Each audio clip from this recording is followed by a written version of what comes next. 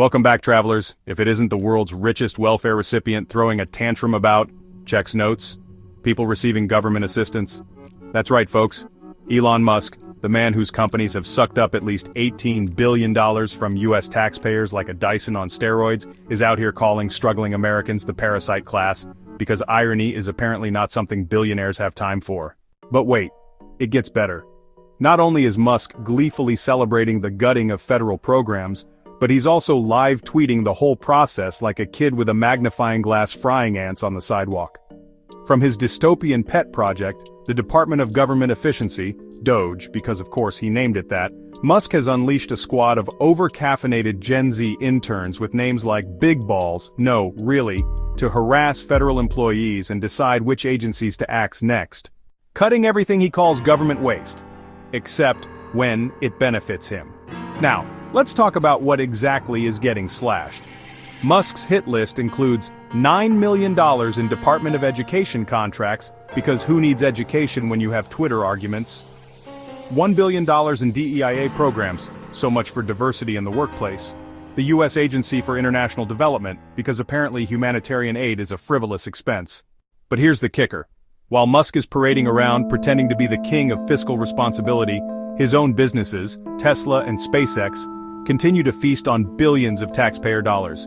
SpaceX alone has raked in more than $17 billion in contracts since 2015. And fun fact, federal contracts to SpaceX tripled under Biden, from $1.1 billion in 2020 to nearly $3.7 billion in 2024.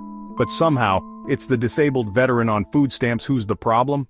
This isn't just hypocrisy, it's a full-blown, unhinged grift masquerading as governance.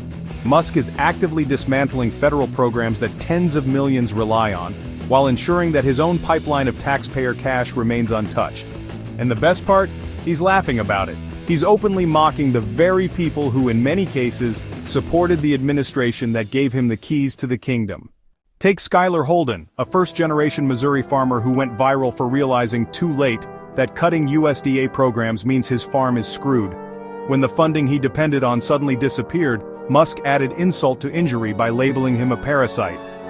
And yet, Trump, Musk's boss in this bizarre reality show, seems perfectly fine with all of this, calling the whole thing a great job.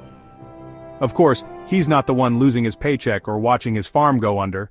For those in the federal workforce, the choices are grim. The Office of Personnel Management is dangling deferred resignations, offering government workers their full salary and benefits through September, if they agree to quit. Yes, that's right. The people running this circus are so desperate to shrink the government that they'll pay employees not to work, while Musk plays Hunger Games with essential agencies like FEMA, because who needs disaster relief? The FAA, who cares if planes stay in the air? NOAA, who needs to predict hurricanes, right? The Consumer Financial Protection Bureau, because scamming people should be easier. The Treasury Department, what's money management anyway? So, while Musk is out here tweeting his little heart out about government waste, he's ensuring that crucial agencies are gutted, while his companies continue thriving off the very same government. If you're not pissed off yet, you should be.